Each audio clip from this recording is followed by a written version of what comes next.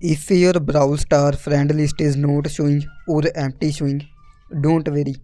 This is usually caused by server issues, internet problems, or a temporary game glitch.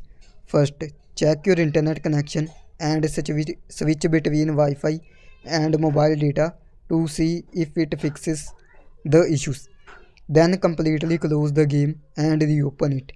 If the problem still continues, go to your mobile setting and clear the cache of Brawl Stars.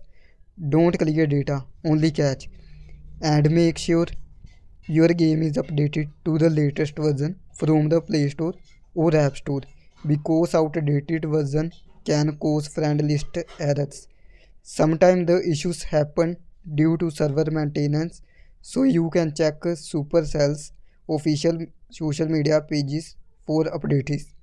If nothing works, log out and log back in with your Supercell ID.